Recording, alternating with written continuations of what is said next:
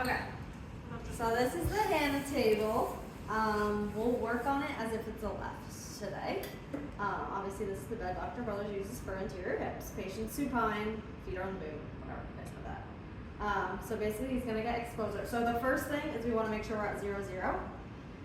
We're gonna get exposure, get into the capsule, get into the joint.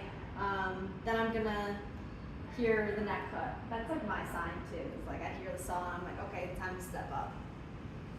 So he makes that neck cut and then I rotate. So everything we do in my head when I learned was we're externally rotating. Unless we're going back into something, but a lot of the times it's external. So the first thing is externally. This feels so weird.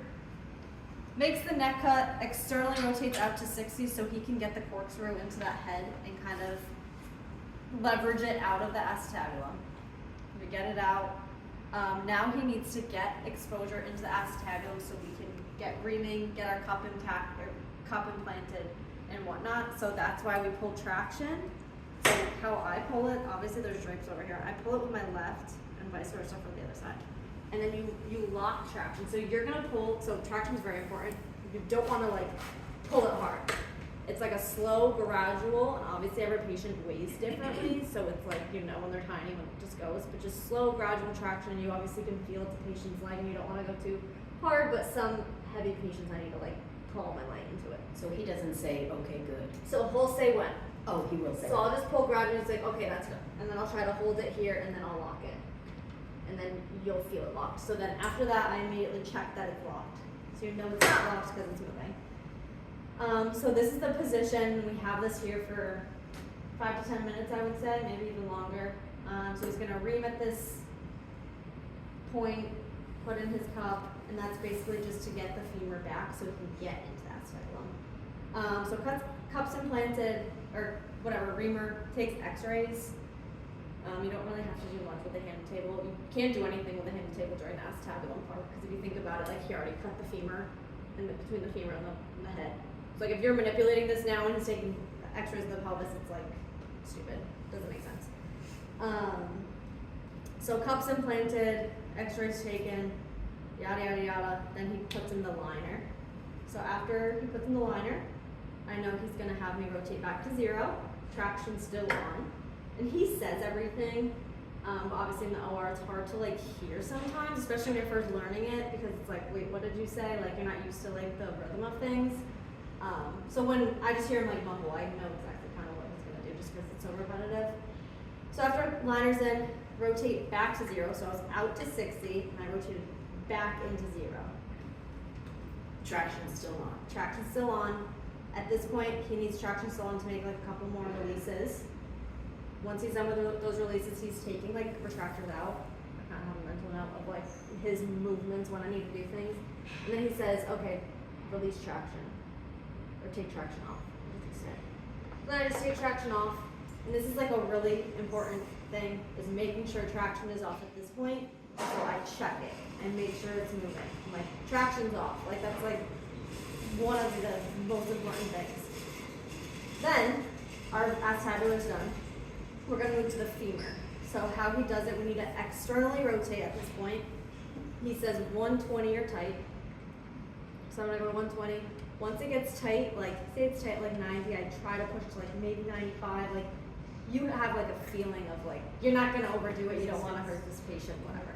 Say we get to 90, and then he wants to go down and over. So at this point we're moving to the femur. So he's trying to get that femur up and trying to get exposure to the femur so he can get like roaches and everything down there.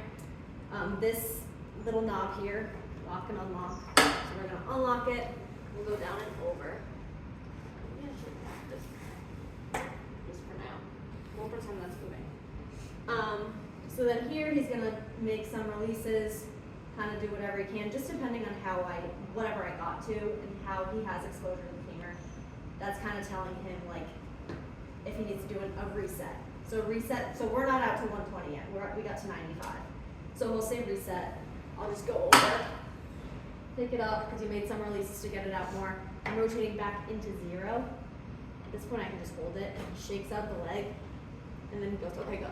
So then I go back out, and then I'll get to 110. And I'll go down and over, we might make more releases, whatnot, whatever. So we'll say we got to 120 this time. So I did You 3 all- resets. Does he always get to 120? Some patients get to 120 the first time. Mostly recently, always basically gets to 120. Sometimes if we really can't, it might be at 110 and he might have exposure to the femur, that's fine. So I got to 120 this time. Or sometimes he gets to 120 the first time, he still feels like he needs more releases and he makes releases and I can go to 130 because I can go a little bit further. Okay, so now he has exposure to the femur, he can lift it up. Oh, the number one thing with that. So first number one thing that's really important is traction off before you manipulate up and down. The second thing is he has his femoral hook, the femur lift. So anytime I'm down here and go over and up, I need to make sure that femur hook is like out. Yep. And now I'm like, we should have made sure of that before the first reset. That's like the first time you actually need to like, he's using it. If he says, go to 120 and then down, does he automatically take that out all the time before he even says that? So when you're going out to 120, that is in. It's more going over and up. So he wouldn't ask you to go. No, sometimes it's more when it's at this position, you need to make sure that femoral hook is out. Because when you're going down, now I'm like really thinking about it. Okay, because when you're going down and over, he's lifting up the femur with the hook. Okay. And it's easier to Coming picture it down. when he's doing it, yeah. So at this point, exposure, femur's up, that lifting hook is good. What helps him get exposure? He approaches, we get to a size 5, and then we're gonna put the trials in. He has the hip, and if you think about it, the hip's dislocated at this point. So we need to bring the leg, so we want to take x-rays, see how the trials are in the patient's body, the length of everything, whatever. So, trials are in, hip's still dislocated. He's gonna have to go over and up. And these are just 2 cool moves, like dislocated and reduce is the same thing. So I'm out to 120 now. So to reduce the hip, so to bring it back into the acetabulum, it's into 40. Into 40, pull traction, or lock traction, but pull traction, and you're just pulling that like slight amount of traction just to get the head back in the acetabulum.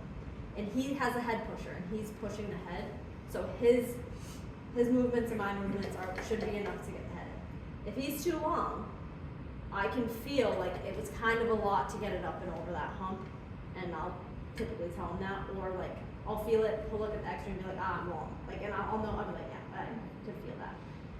But sometimes I don't even need to pull traction, it falls right in. That's how I know it's kind of short. I'm like, he's probably gonna do a 0 instead of the -2.5 that he has in. So that's kind of like my telling sign. Obviously, whatever he measures, and obviously every patient's like some are more flexible, and some, just every patient's different, so it's hard to like actually tell. Like he goes to his rather than feel what he's actually gonna do. Based on like leg length. So yeah, so at this point we just came over and up, we're at 120.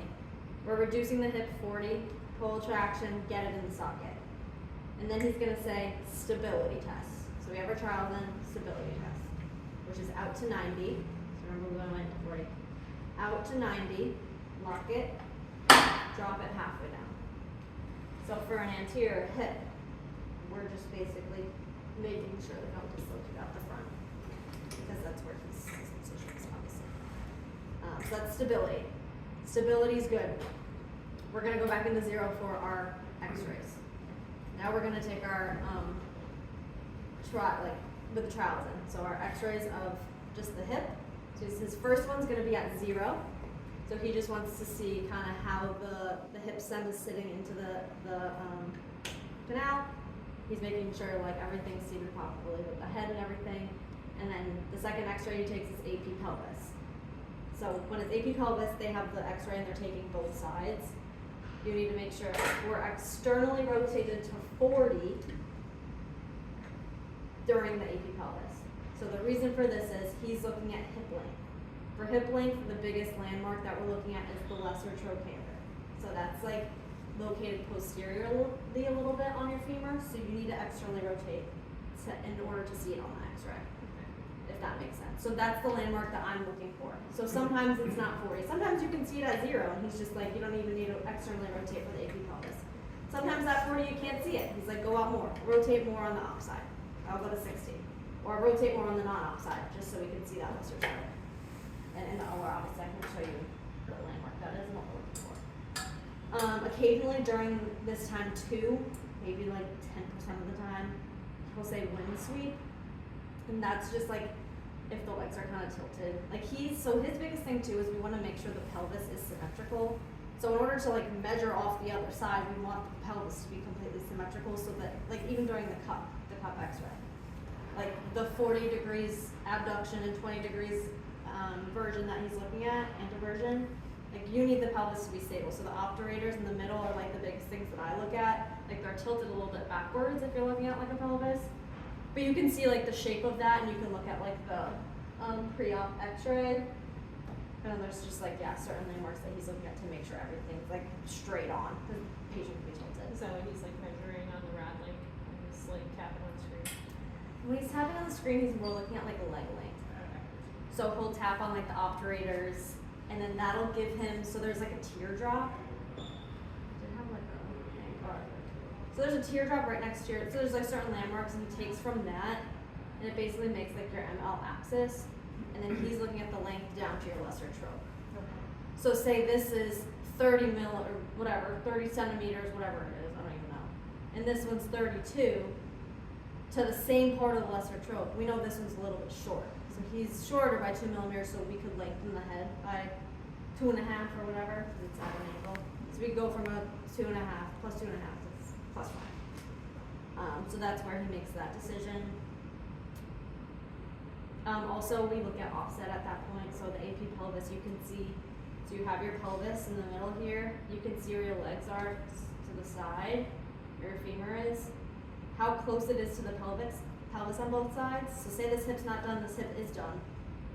Like if there's a huge gap here, and the trial that we have in is here, he might do a high offset to get the femur out to exactly kind of like the native hip. Okay, so where were we? We're taking x-rays and trials in. Now we need to, so we reduced it, which was into 40 pull traction. Now we need to dislocate again. So we need to get down and over, we need to get the actual implants in. So whatever, we're doing size 5 standard with a plus 5 head. So to dislocate, you go out to 90, pull traction, and you'll feel it. You'll feel it once he gets it up now. He has a bone hook and he's pulling it out too. Once it's out, you go to 120. And 120, I lock it immediately. 120, he's sitting there, you're not supposed to, I give him a little bit of traction, I'll just like fight against him because he's getting the trials out a little bit. So we have the neck trial and the head. So he has like his whatever to get those out. And then 120 is the same external rotation that we got to for like the down, before the down and over. So at this point, he's gonna lift the femoral hook up and the femur up, and we'll go down and over. He'll take the trials out or the approach out, and then we'll go, I'll put in the implant, I'll put in the real head. Sometimes we'll trial the head again, but just knowing kind of what he's doing and when he's doing stuff is good, so you can, sometimes we'll go back to steps, you know what I'm saying? So real implants are in, it's the same thing, we have to reduce the hip again. So over and up, reducing the hip is into 40, pull traction, back in acetabulum. Already did stability test, and he might need it again, which is out to 90, lock, halfway down. But he already did a stability. If it was good with the trials and before, then he doesn't do it again. And then he'll take the hip x-ray again, so I go back to 0. Hip x-ray, then he'll say AP pelvis, and I'll do 40-40. So you could have the contralateral side, honestly, at 40 the whole time if you wanted. But when he says AP pelvis, I just put it at that point. I forget, does he do x-rays 3 times? Yeah. We'll do acetabulum, AP pelvis with like the trials, and then final x-rays. Yeah, that's what I know of the Hana Table. And I wrote it all down, like the 2 biggest things, making sure that femoral hook is before you go over and up, and then the traction is off before you go down.